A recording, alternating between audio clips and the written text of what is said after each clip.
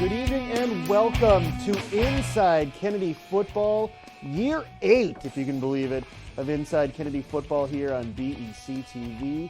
My name is Josh Powers. It's our premiere debut episode here of Season 8 of Inside Kennedy Football, jam-packed. Coming up, we'll talk with the head coach, Kedrick Williams, a little look back at last year and a look ahead to 2021 with a full slate of games on the schedule. We'll also check in with JV head coach Denard Shelton, and in our player segment, we'll talk to a couple of the juniors for Kennedy making a step up this year, Corey Bartholomew and Jeff Keller. But first, the head coach in his third year now, Kedrick Williams. Can you believe it, Kedrick? Year 3 for you as the head man of the Eagles. How does it feel?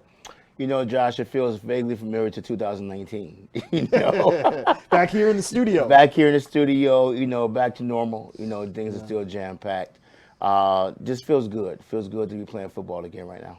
And looking ahead all summer, you basically knew full schedule, very unlike last year, right? Everything was up in flux, and we weren't really sure what was going to happen.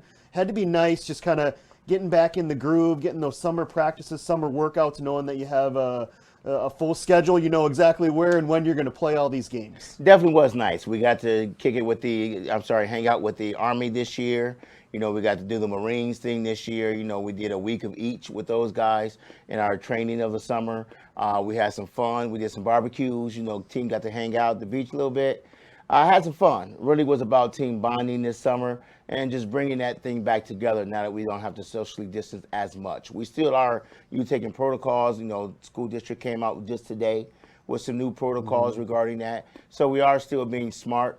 But we're at least able to talk to each other this year, have a conversation, you know, have a friend over to the house or something. Yeah, it makes a big difference. And like a lot of teams, I thought you guys really started to gel near the end of the year, right? You had the big win against Columbia Heights, the playoff game at Hastings that could have gone either way. And I know you've got some returning talent from last year. It's still a young team at some spots, but some nice returning pieces that I think are going to really help your teams. To talk about those guys. Well, you know, it's nice. You know, coming back last year, finishing in that what we call COVID season, you know, we went to the playoffs as we were rolling with 21 kids. You know, it was so crazy to go out to Hastings last year, 2 buses, 21 kids. When we got there, everybody kind of looked around like, you know, why you have 2 buses, you know? But we had to spread out due to the protocol. So, you know, it was nice to have some guys back this year who did play. Jeffrey is one of them. Jeffrey's our line captain there.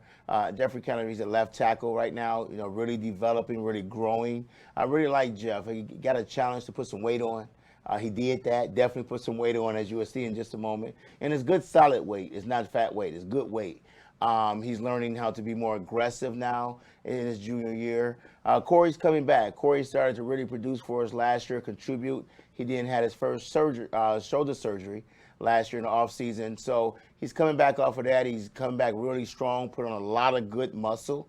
You will see that in his definition of muscle and everything. And in his play, I think that you will see that from him.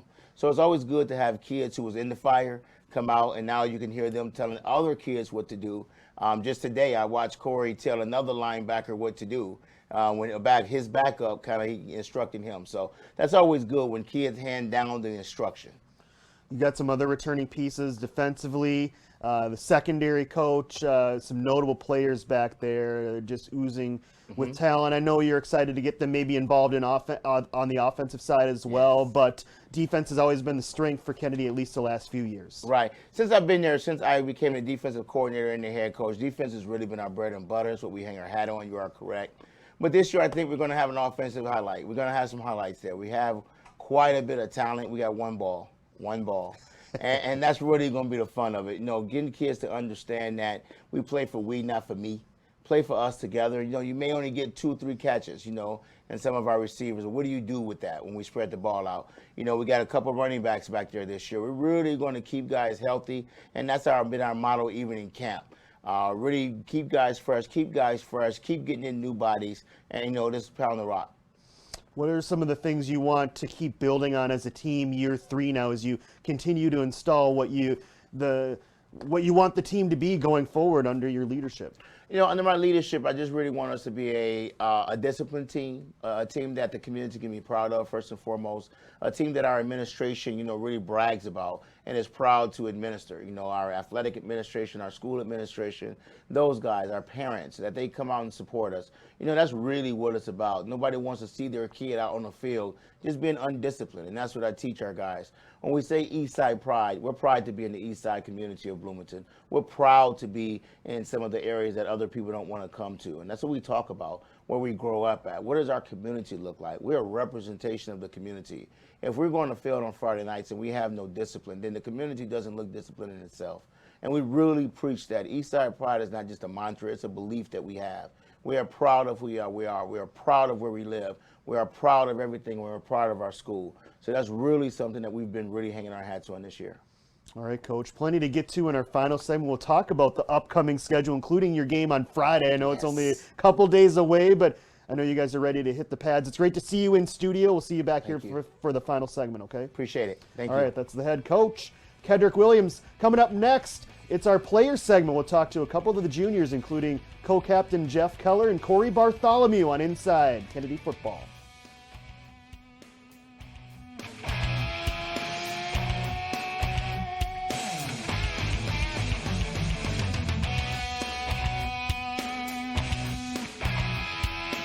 My children have been in VA for about 3 years. My children really just love being a part of the competition. It's a fun atmosphere, and they love playing with their friends. There's a lot of great volunteers. There's a lot of great support on the sidelines from the coaches and the parents. For me, when I think of VA, what comes to mind is some of my own experiences. I had a chance to be part of VA when I was growing up as a youth myself. So it's a lot of fun for me to have my kids be a part of the program, have that same experience, have that chance to play different sports, try things out in a fun atmosphere with some competition, but learn some of the skills and just be a part of the game. BA has changed over the years. They've certainly added a lot more options for sports and the probably different ages that you can play. But the thing that hasn't changed is the volunteers and just the spirit of bringing the community together to be a part of something active, be a part of something organized, and a great way to play sports.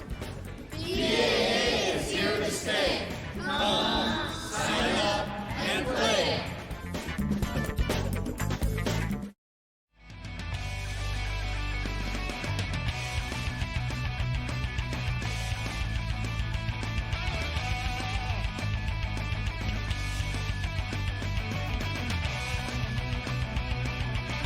Debut episode here in 2021, year 8 of Inside Kennedy Football here on BEC-TV. Josh Powers with you. Player segment time now. A couple of the juniors for Kennedy as they look ahead to their game against Park Center on Friday. Jeff Keller, Corey Bartholomew. Guys, I know we did this virtually a year ago. A little bit different, maybe better being here in the studio, Jeff? Yeah, it feels a lot better. Yes, it does. Yeah, doesn't feel, yep. All right, guys. Your game's about 72 hours away. Jeff, do you feel like it's getting that close, or is it kind of just still you're working through the game week preparation, but it's going to creep up on you here pretty quick on Friday?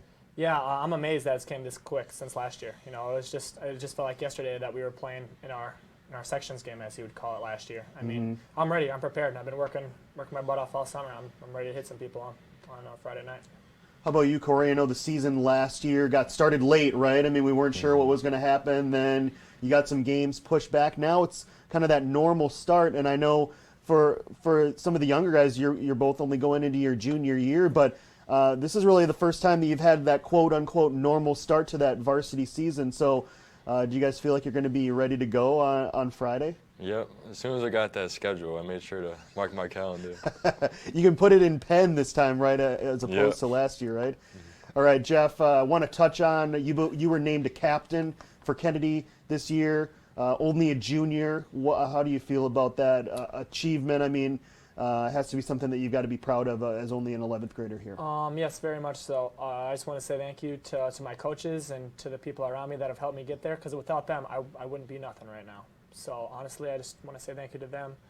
But yeah, I feel really, really glad that they believe in me that much to make me captain as a junior. I mean, I've worked really hard at it, and I can see now that it's paid off. So, Corey, you're a high GPA guy, as Coach likes to say. Are you looking to get back into the full in-person school experience as opposed to a year ago. I have to imagine that's something that most of the guys on the team are looking back to getting to, that in-person high school experience that everyone wants to have. Yeah, I'm ready because online learning, it's a little bit hard to learn. So.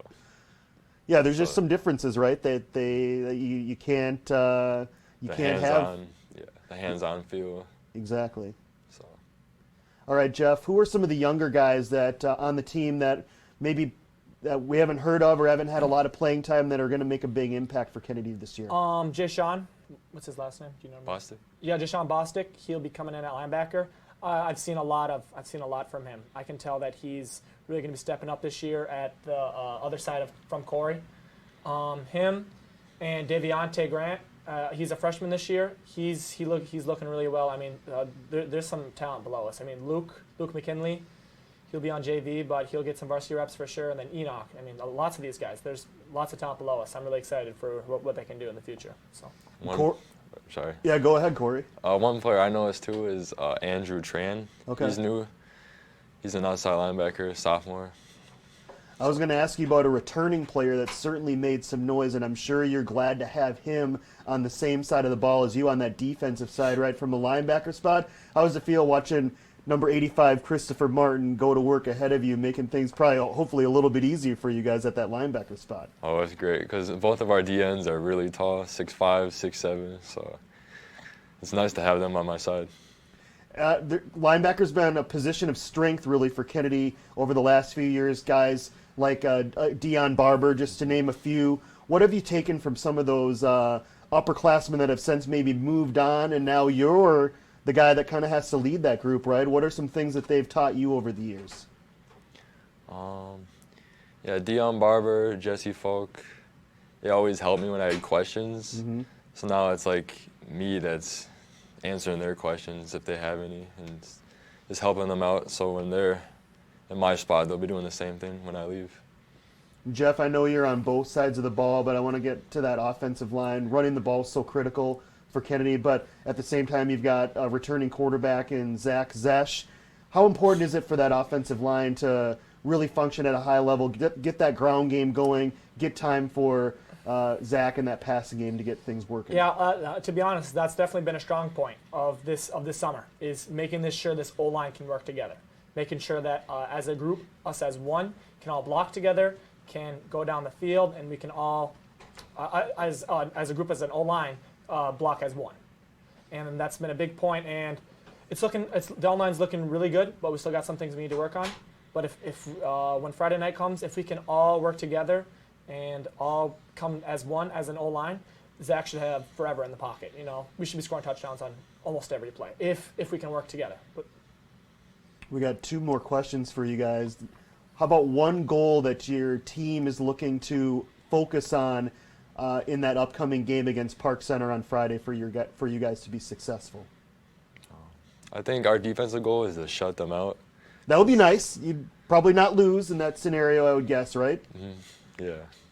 All right. How about you, Jeff? Like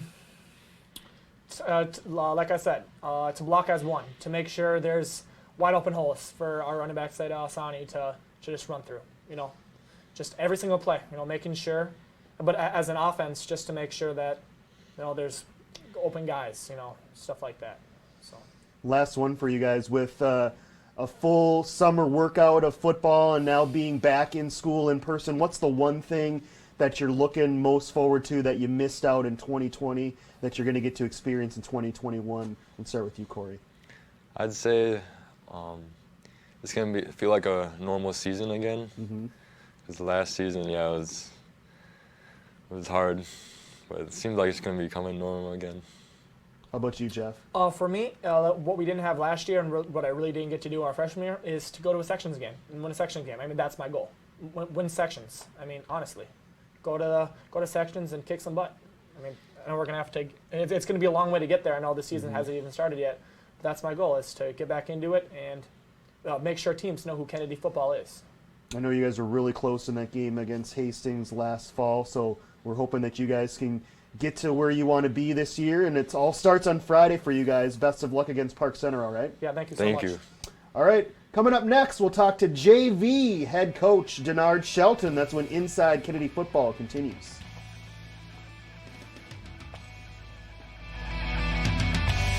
Yep.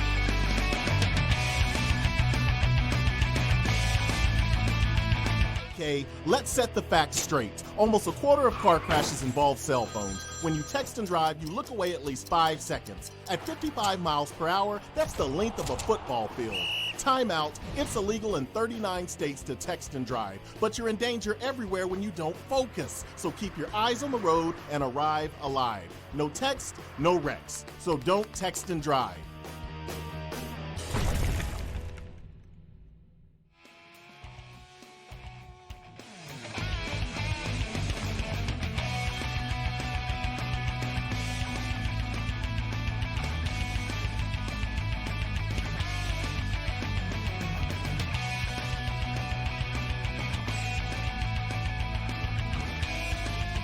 Back on Inside Kennedy Football, the Eagles open their season on Friday night. It's a road game against Park Center.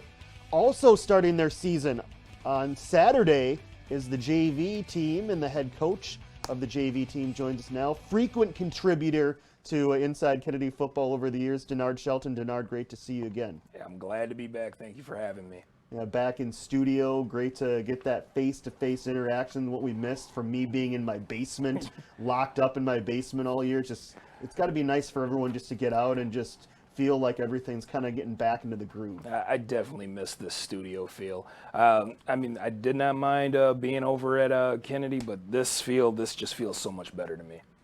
JV team, let's talk about it. Denard, play on Saturday against Park Center. That's kind of a cool experience, right? Get that Saturday game. It's kind of like that college feel you were talking about earlier. What I told my guys is that we don't get this. It's either Friday nights or Monday afternoons. You know, there's nothing like playing a game on a Saturday, and we've done it before at the high school level. Matter of fact, my first year we had a Saturday afternoon game against Richfield over there. You know, there's really nothing like it, just waking up on a Saturday and getting ready to play some football. It's just exciting. I told them, enjoy the feel of it when you guys get there.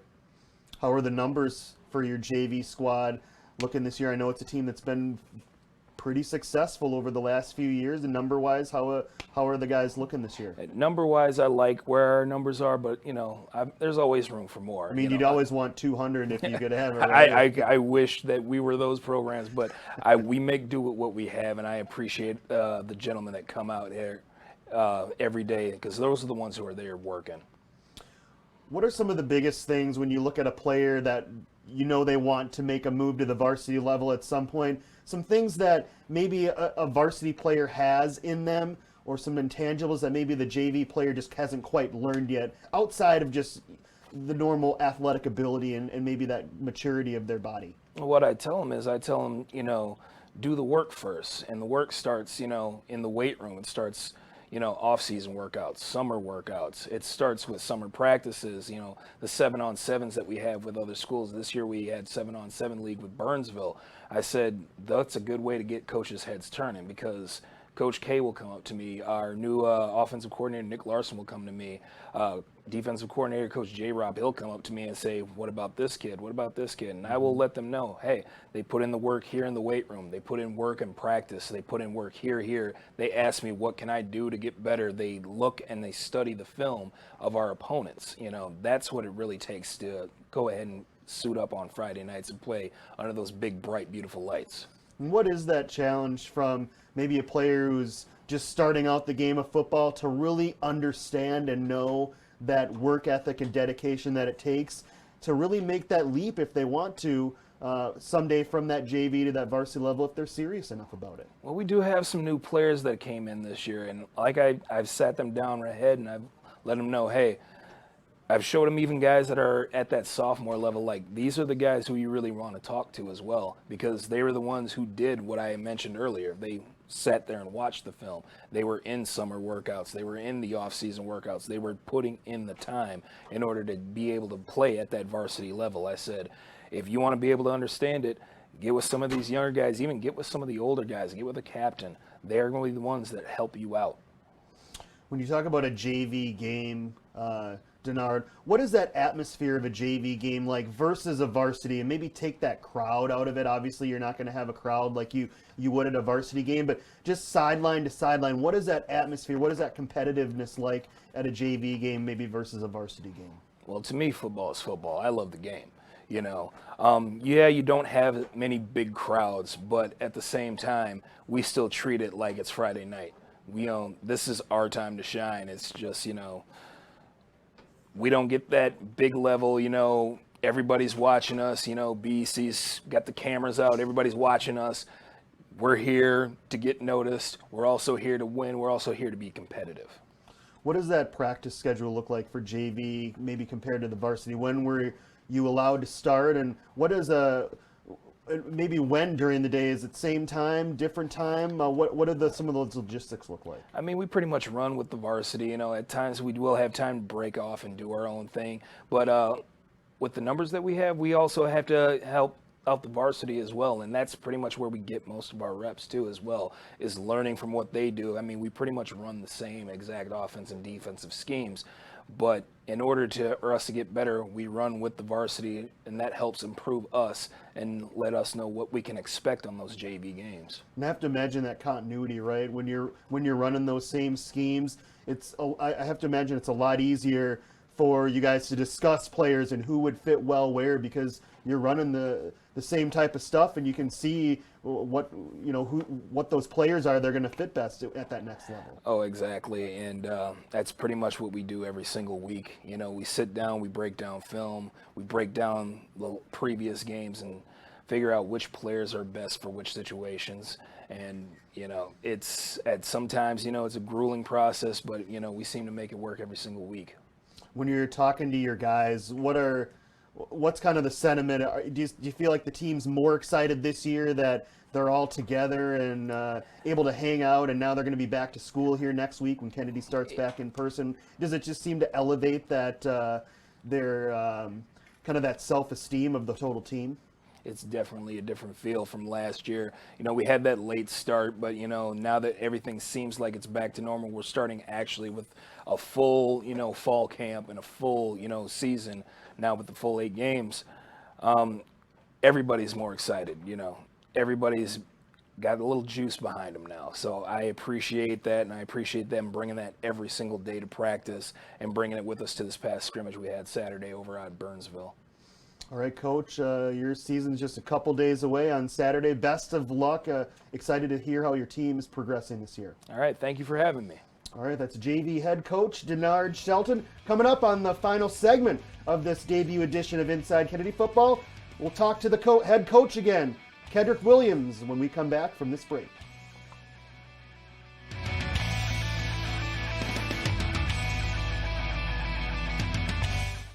Our hearts are made stronger by how we treat others. Put her there. The light you share can impact those around you, but so can the darkness. Later, twerps. Did Pete saying mean things bother you? So when you reach out to another person, take a moment to consider how they will feel and let your heart be the key to making a difference. Because of you, someone's entire day, year, or even life can change. In every heart, there's hope.